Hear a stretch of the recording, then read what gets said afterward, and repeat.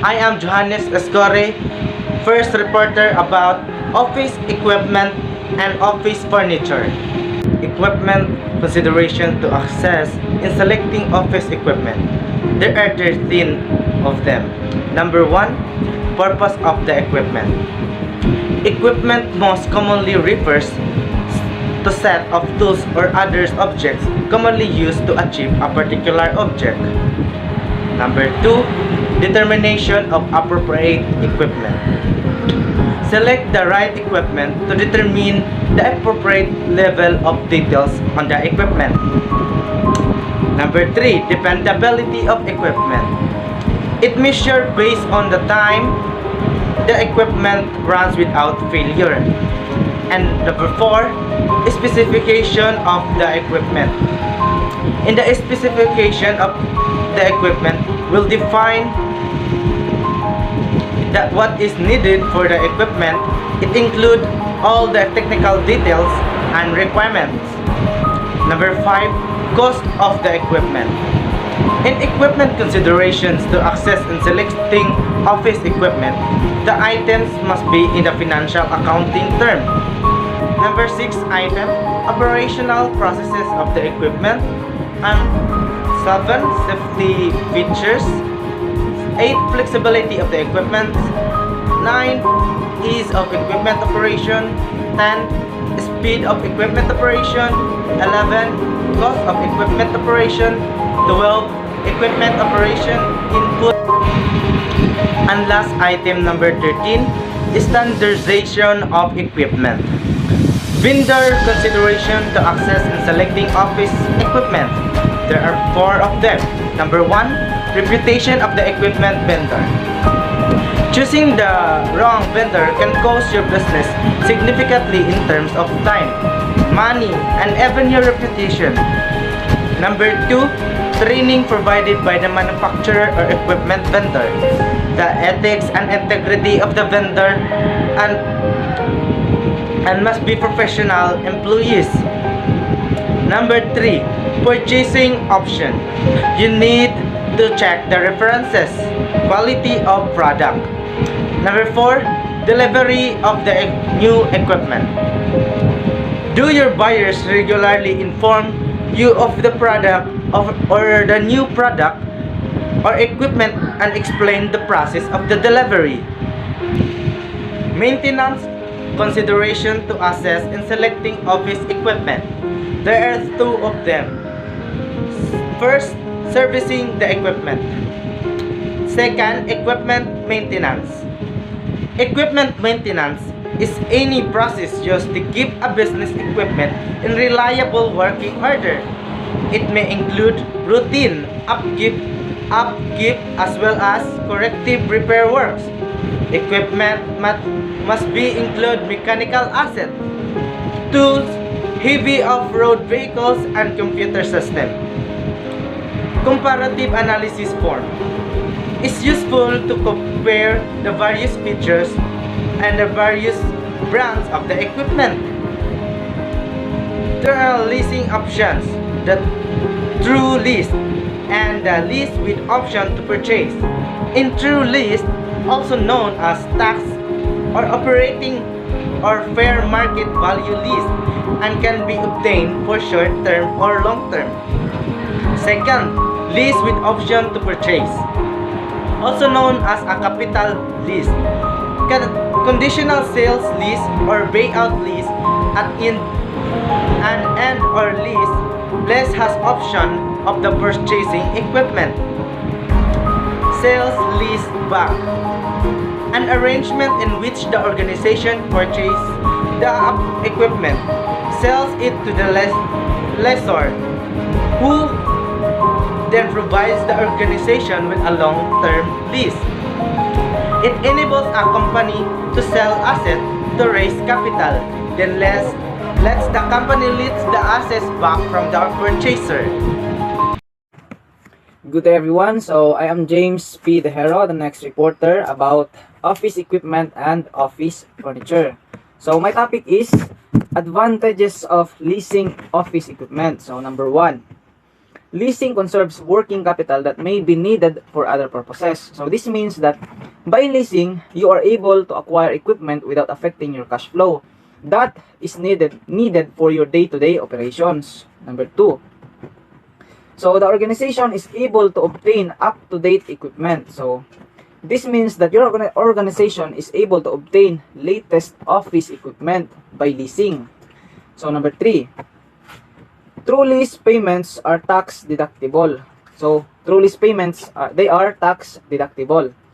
Number 4. Lease equipment enables an organization to use its financial resources more efficiently. So by leasing, it allows you to afford more than buying it in a high price value of that certain equipment.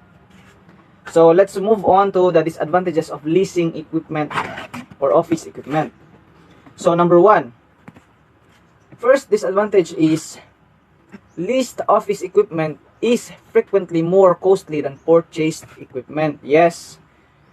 If we total your leased product, for example, a year, it is more than costly than owning one or buying one office equipment. So number 2, the lease may stipulate that the lessee is responsible for equipment, maintenance, and repairs. So the lease may stipulate that the lessee is responsible for the equipment maintenance and the repairs of that office equipment. And number 3 is that office equipment, you don't own it. So you don't build equity in that equipment. So we move on to the difference between equipment leasing and equipment rental. So leasing is typically involves a contract that stipulates the length of time the lease is in effect. So that is leasing. And renting or rental is generally does not require that the equipment be used a specified length of time. So that is rental. So in simple explanation, the difference between equipment leasing and equipment rental is the period of time they cover. So a rental agreement is a short term, usually 30 days only, while lease contract is applied to long period, usually to 12 months to 18 months. And next is questions to consider when deciding whether to lease or purchase a product or office equipment. So these questions are to consider when deciding you are going to lease or purchase an office equipment. So number 1, how rapidly are new technological developments occurring in the type of equipment being considered? So when deciding to purchase or lease equipment, you must know how rapid new technological developments, because it's an advantage for the company to use advanced equipments. So number 2, what is the purchase cost of the equipment? You must know the cost of that certain equipment. So what leasing agreements are equipment vendors willing to provide? Number 4, so what is special provisions become available when leasing equipment? Number 5, so how stable are the various work processes for which the equipment is needed? And number 6 is, what is the per unit cost of work when leasing equipment and when purchasing equipment? So what are the results of break-even analysis? And what is the length of payback period? So our next topic is equipment maintenance options. So there are 3 maintenance options: service contract, call basis, and in-house service. So service contract, so these are agreements between customer or client who will be providing the services. So number 2, call basis. So call basis is an on-call contract that allows him or her to utilize contract services on as needed basis. So in-house service. So in-house service are done by employees of an organization or company rather than by workers outside the organizations. And our last topic is factors to consider when deciding on equipment maintenance. So these are the factors to consider when deciding on equipment maintenance. So for maintenance, method. So number 1, cost and provisions of a service contract. Number 2, frequency of equipment repair. Impact preventive maintenance on increasing the life of that certain equipment. So next is availability of and expense incurred in employing training service personnel. Number 5, so number of different brands of office equipment owned by the organization. Next is type of equipment to be maintained, cost of paperwork associated with equipment maintenance, and last is the speed with which the equipment must be repaired. So that's all for today, and I will let Mr. Coran to continue our topic, our report. Thank you. And I am Michael John Coran, the third reporter about office equipment and office furniture. Factors to consider in selecting office furnitures. So here are the 8 factors of furnitures. Number 1, intended use of the furniture. It's the word intended. Intended is you have to know what is specific purpose of the furniture that we are going to use or put in the office. Number 2, appropriateness of furniture in relation of decor of office. The furniture should be suitable or should match to the decoration or design of the office. Number 3, suitability of furniture for its users. The furniture should give users the comfort when being used. For example, a desk should be high or low enough for an employee to use. Number 4, versatility of furniture. We have to think of a furniture that can be used not only for the specific purpose but can be used all around. Number 5, durability of furnitures. The strength or hardness of the furniture must also be considered to make sure that it will last long and it will be strong enough to hold what are put on it. Number 6,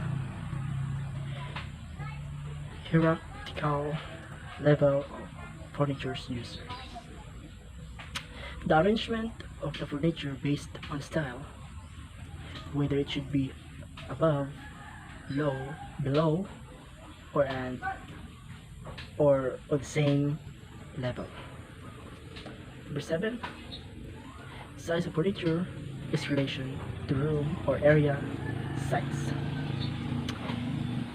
It should be considered that there is balance and harmony on the furniture and room size. For example, if a room is not too big, then the furniture must not also too big and must not overcrowded the room or place. And number 8, fire retardant in relation to room or area size. We should choose furnitures that we are not made of flammable materials. Here are the furniture designs. Number 1, modular design consists of such components as a desk or working space, storage space, file space, and shelf space. Employees' job responsibilities are considered in determining the components needed and their configuration. Modular furniture is a set of furniture items that can be tailored to arrange flexible workspace so that fit your company. It can be designed in any way that you may like and can be disassembled and assembled as per you need. Portable design facilities easy office rearrangement in open space planning, makes expensive use of movable panels and screens. designed. In this design, you can make any arrangement anything. Number 3, functional design. So, design of office furniture is based on employee needs. Takes into consideration how furniture used can be maximized given employees' job duties. Employees need their own space so they can focus on the task at hand. Improving the level of privacy of your workplace means that you should have a quiet environment. Number 4, ergonomics design. Takes into consideration the relationship between employees and their physical environment in the design of their furniture. Ergonomics design is especially considered in chair design. So ergonomics design means furniture that has been designed to support function and comfort for human use, reducing the risk of musculoskeletal problems, joint pain, back issues, neck pain, arthritis, and poor blood pressure. Standards to be reflected in chairs design. Number 1, the chair should be enable the users to sit flat on a chair with knees bent and feet flat on the floor. Number 2, the chair should support the user's back in upright position.